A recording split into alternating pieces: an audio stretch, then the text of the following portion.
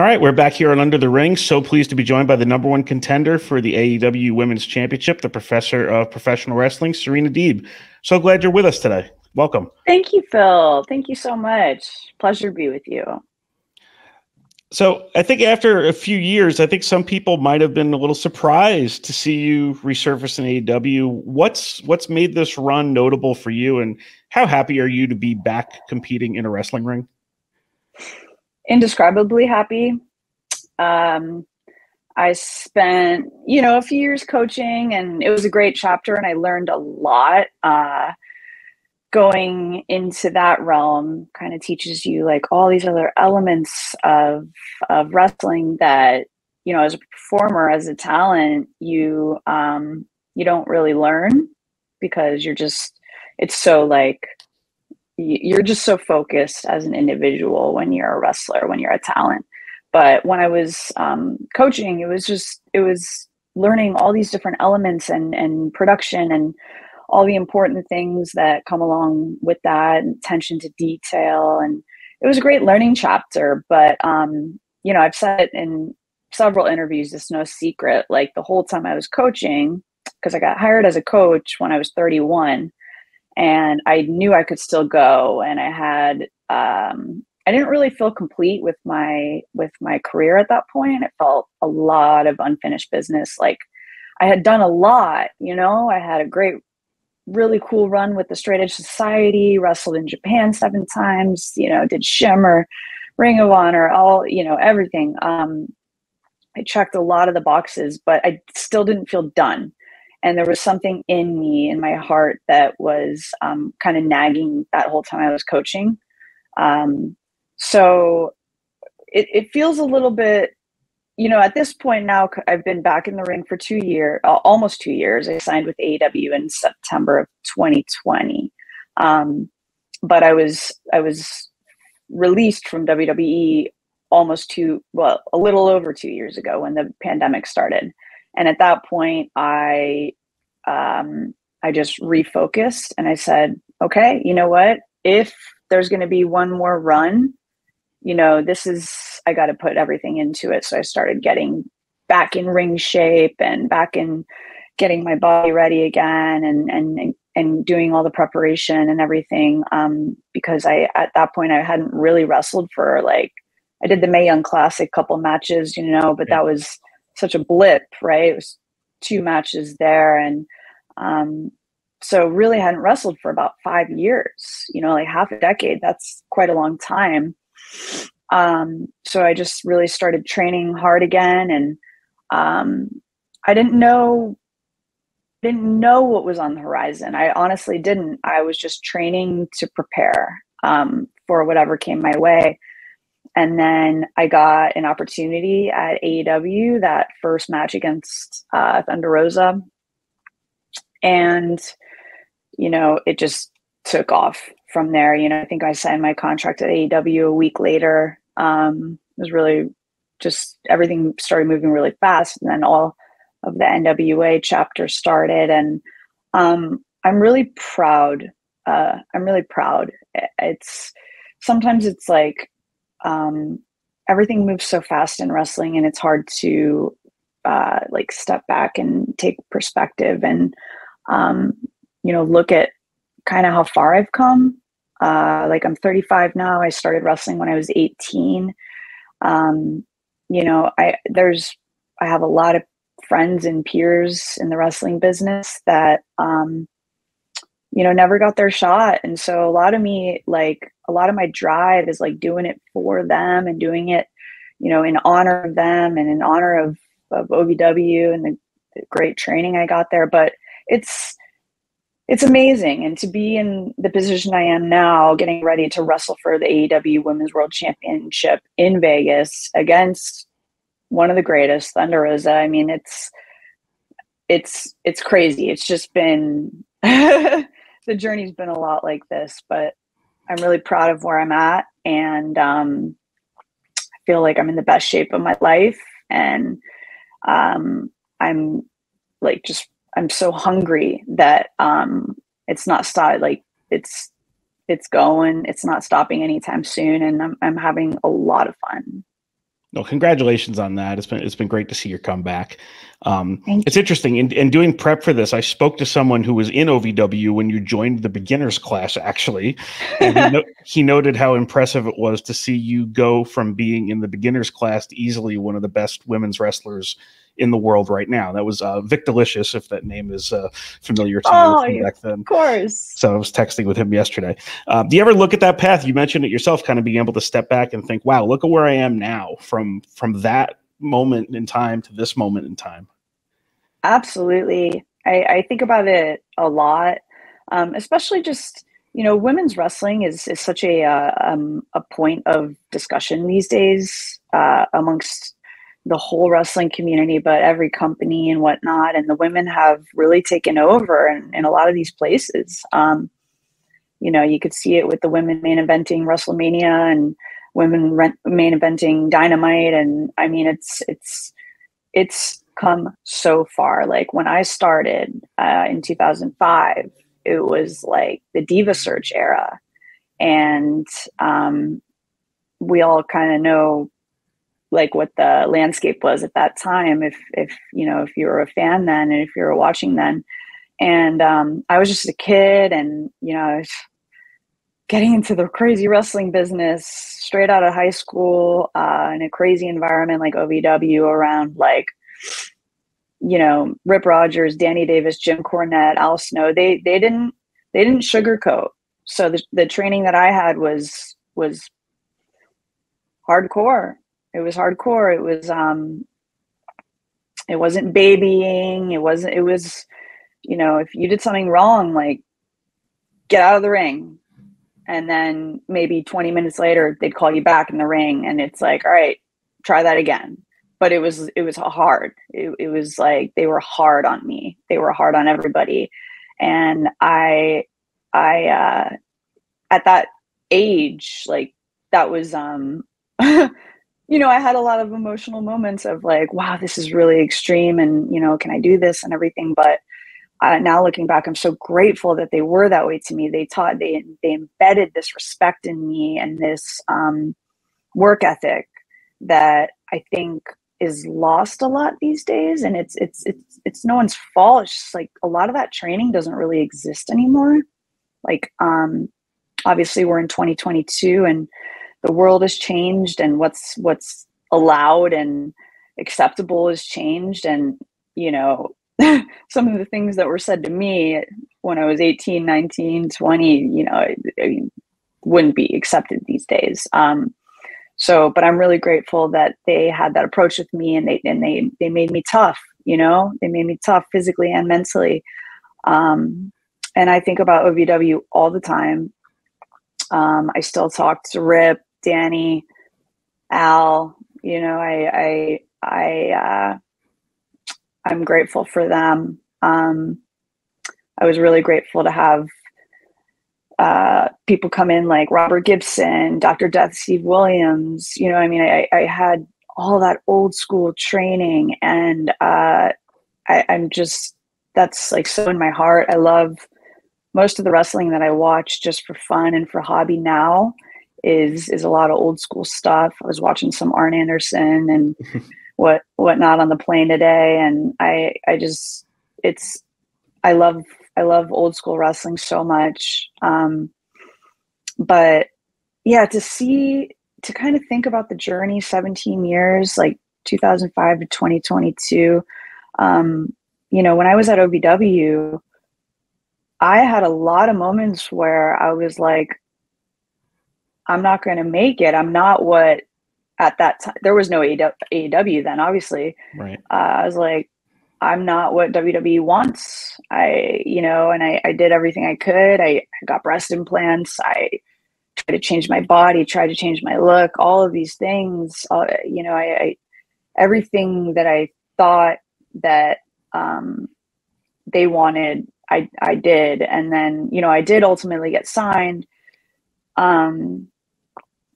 And that was, an interesting chapter, and I learned a lot, and I had to grow up a lot from that chapter. I was really young. When I got signed, I was 22. A lot of hardships and, just growth, especially following like my release and everything. And then, you know, when I stepped away from wrestling for a couple of years and I was doing a lot of yoga, I was living in LA, and I thought, and this kind of goes back to your first question, there was a large piece of me that thought, I might be done. This might be over for me. I'm just not sure. And then, you know, WWE reached out about the Mae Young Classic and about coaching and everything, and it was really out of the blue. And so I took that opportunity, and then I remember when I got my release at the pandemic, I was that was tough time for all of us. A lot of people lost their jobs and were confused, and, you know, mental health problems for everybody and all of that, you know. So it wasn't just me, you know, the whole world was reeling and like navigating this unprecedented circumstance that no one saw coming, and it just came, and all of a sudden, you know, I had no job, and I honestly didn't know what was next. And but AEW has been, in my opinion, like the biggest blessing to the wrestling world. I mean, it's indescribable, you know, and Tony Khan is like the nicest boss I've ever had. Like, of all the jobs I've ever had in my life, he is the nicest boss. And he just keeps going, and he keeps wanting to do more and open up more doors. And I just respect and admire that. And, you know, if it weren't for AEW, I really don't know where I would be. And I'm really grateful for all my time at WWE, like, you know, both as talent, Straight Edge Society days, and then, you know, in the coaching position as well. It was a privilege and everything, and an honor to be trusted that way. But like, I think I've said this before as well, like AEW does feel like home. And I know that sounds a little cheesy and people say that and it's a little generic, but it really does. It really feels like home. It's like where I was always meant to be. And I followed it from the start. I mean, like, even, you know, I was working at the opposition, but watching the product every week and just like, wow, I want to wrestle there. I want to wrestle there. And so in some ways, I think maybe I manifested my release. With your history of coaching people and training people and wrestling pretty much everybody in your generation too, I think you're in a unique position to kind of assess where AEW's women's division stands. What do you kind of think of the competition within it, the development of some of the young wrestlers, and also where it's going? I know there's been a lot of chatter about the AEW women of late, but I feel like you're pretty much the expert at this point because you're there and you see it. Well, I appreciate that. Yeah, there's a lot of chatter about it. I think Tony is really, really, he has his hand on the pulse with everything in wrestling, and he's been doing so much more with the women. I think we're in a really good spot right now. We've acquired, recently Tony Storm, who's a great, really, really great wrestler. And there's people that have completely untapped potential that within the next coming years, I think will really surface as main contenders. And there's a lot of young talent that I think are like the Nightmare Factory and Dustin School in Texas. Like they're training people the right way.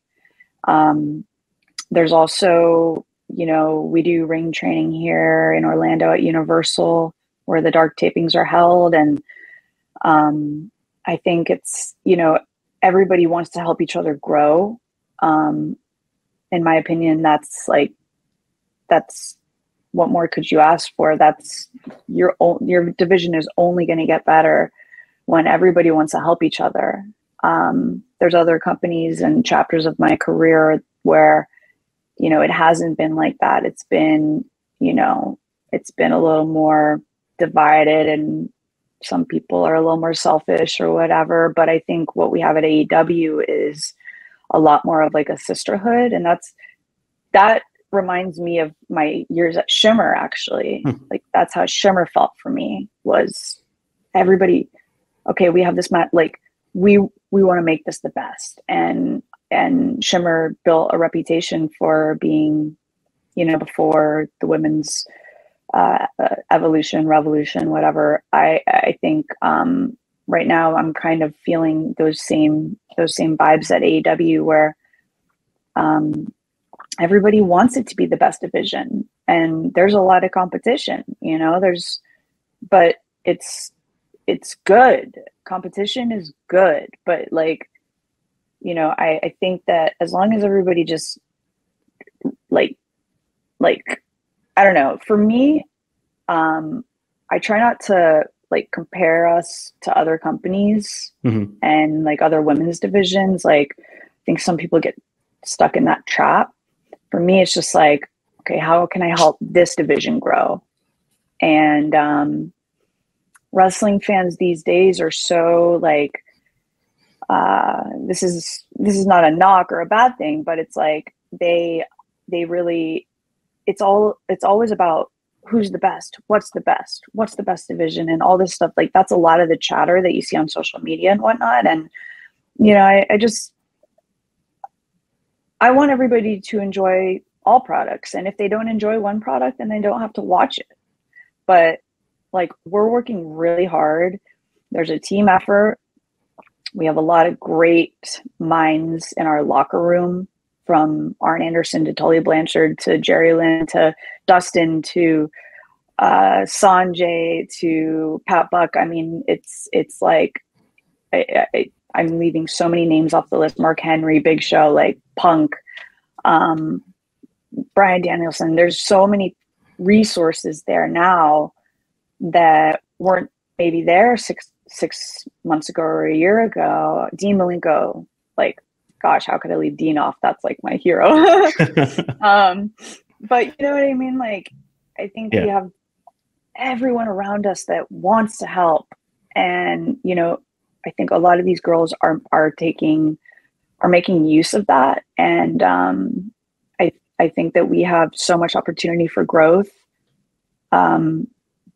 People also have to remember that AEW is only, about 3 years old? Right. Like, I mean, it's taken off and it's doing great, and it's a great company, but it's still relatively new. And if you look at wrestling history, wrestling promotions take several years to build, right? So still kind of in the building process. They're in a pretty good spot now. And I think what you mentioned too about everybody kind of being willing to help each other, because that's kind of really the unique thing about wrestling is, you're trying to make yourself look good, and you're trying to, get yourself over, for lack of a better word, to an audience, but you're also trying to lift up the other person at the same time, so that they also look good, and they are also a good, opponent for you, because you're only as good as the person you're in there with, too. So, and it sounds like you guys are really accomplishing that, the way you need to, and building up the right people too. So it's great to hear. You mentioned Shimmer before, and your career had so many unique chapters to it to this point. Is there any one that you point to and just kind of say, okay, well, this was the best Serena Deeb right here? Was it Shimmer? Up until this point, of course. I was going to say, excluding now.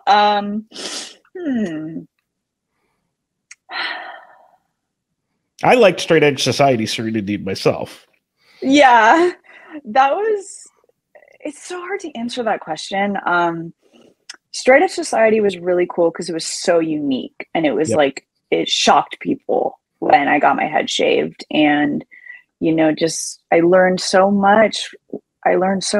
Even though I wasn't wrestling per se in that role, just being ringside and watching Punk wrestle Rey Mysterio, Triple H, Shawn Michaels, Big Show. You can't not, Undertaker. I mean, you can't not learn just being out. I mean, that's literally the front row seat. I mean, you are out there, right there on the floor, and you're just watching the stories that they're telling and what have you. And it was a great learning experience. I think like managerial roles can really elevate you as a wrestler. If you go from one to one, right?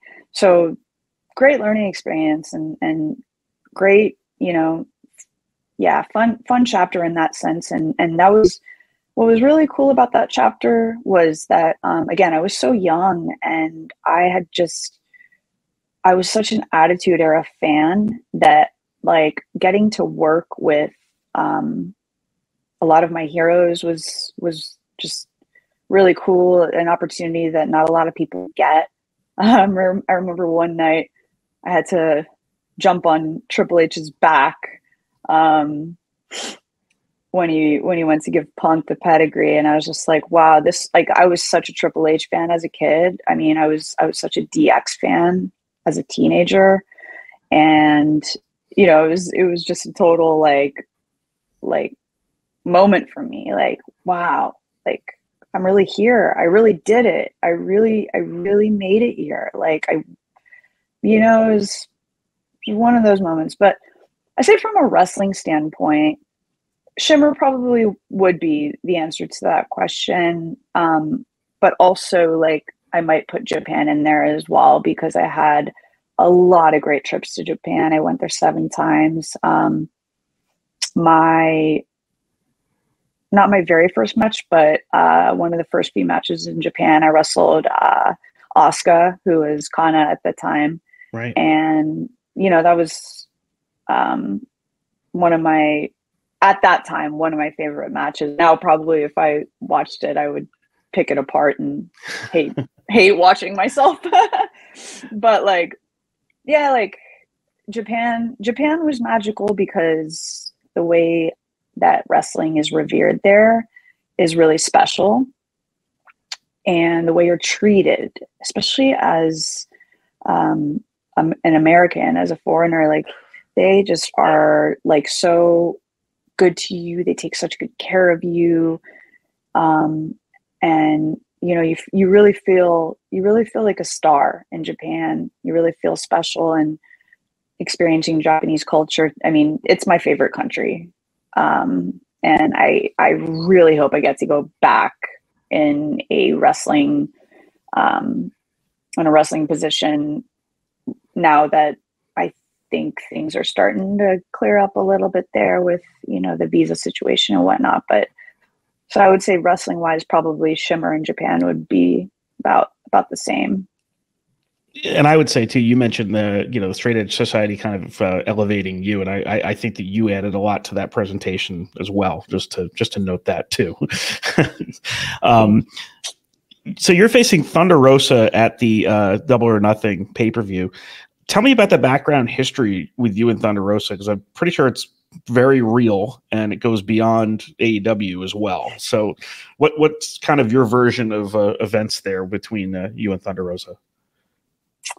It is very real. It is very real. And so she, the first time I met her, she told me that about 7-8 years prior, I was living in California and I was wrestling cheerleader Melissa, one of the greats from that time as well, at an indie show just outside of LA.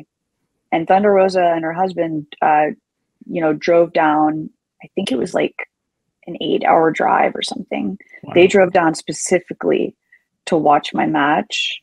And, this was before she had started training and everything. And the first time I met her, she told me about that trip and how watching me wrestle, she said, that's how I want to wrestle. That's the kind of wrestler that I want to be. And that I really inspired her, just, technically and everything. And that was a really big compliment, really meaningful to hear that from somebody that has come so far and in such a short time. I mean, she's been wrestling for 7 years. I mean, sounds like a lot, but really in the wrestling world, it's not that much, because wrestling takes a long time to figure out. So that was you know, from the start, I think we had this respect, you know, this love and respect that was very real. And then, like I said, my very first match for AEW was against Thunder Rosa. It was the Dynamite right before she wrestled Sheeta at the pay-per-view. And she was NWA Women's World Champion, and Sheeta was AEW Women's World Champion.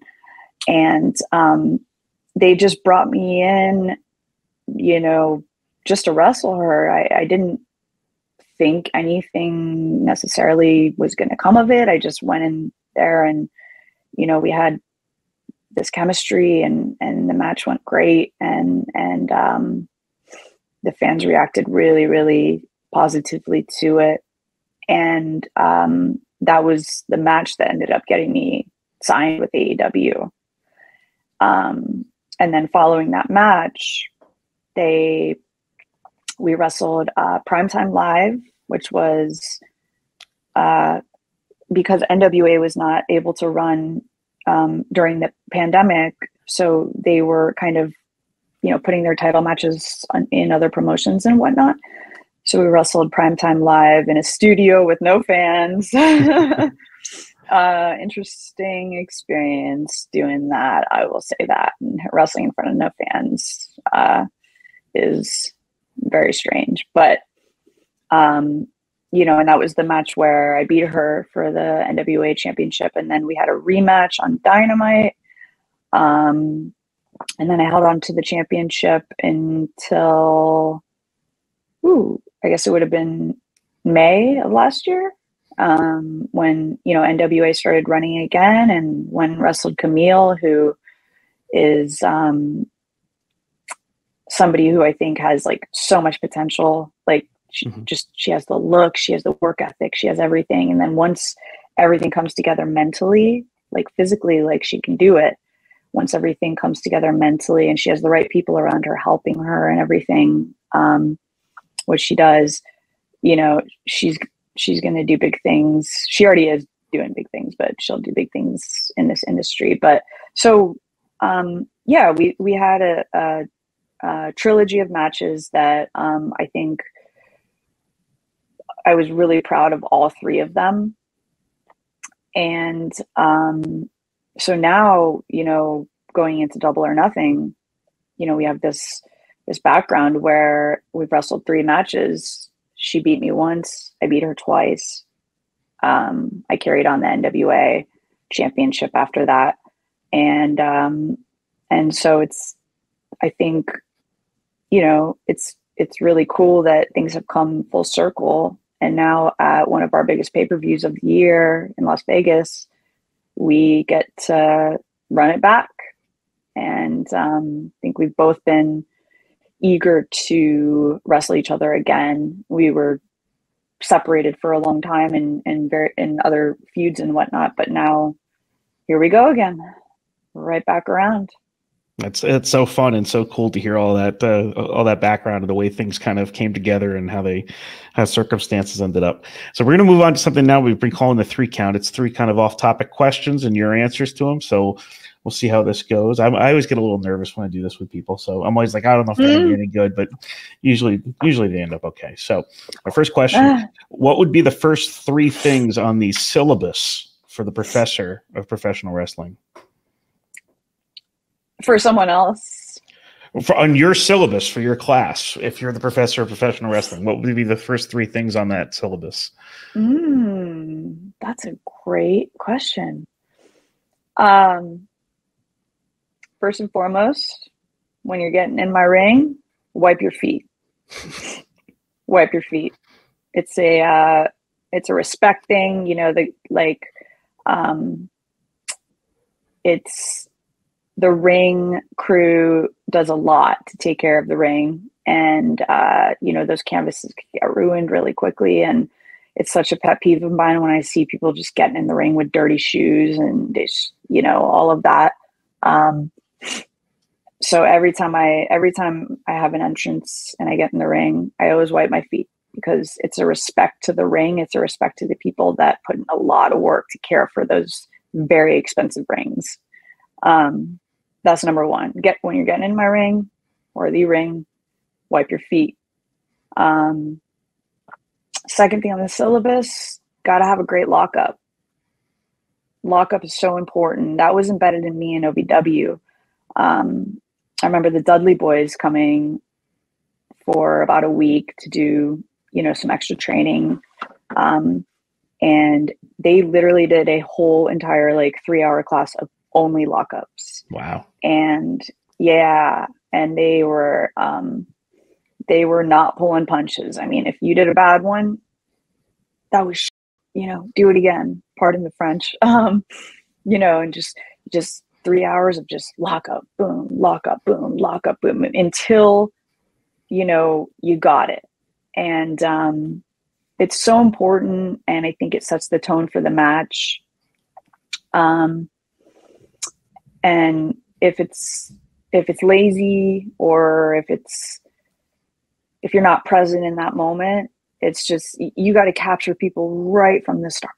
And that's the very first thing they see. So you have to have a great lockup. One of the best lockups in the business is Dax Harwood,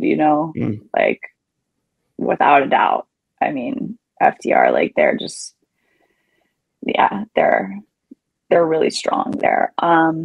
Third thing, study, watch wrestling. If you're an aspiring young wrestler, even if you're not an aspiring young wrestler, even if you're, like I told you today on the plane, I was watching Arn and Brad Armstrong matches and Rick Martel, and I watch a lot of Brett, and I'm 17 years in, and I'm still just people ask me, do you watch any TV? Are you into any shows? I'm like, no, I don't watch any TV. I literally am not exaggerating. I don't watch TV. If I have the time in my schedule to watch something, I'm going to watch wrestling and try to pick out one thing I can learn, even if it's just a mannerism or a, I don't know, just a pacing thing or a ring positioning thing or what have you. I love to watch wrestling and learn. And, I had a young girl that I was kind of helping out somewhat recently. And I said, how much wrestling are you watching? And she said, I watch it here and there. And I'm like, no, it's not that's not an acceptable answer. I understand we're all busy and, people have jobs and all this stuff. But if you really want to excel in this business, you have to watch it. And you cannot just be watching WWE and AEW and Impact. You have to watch, All Japan from the 90s. You have to watch New Japan. You have to watch even Lucha if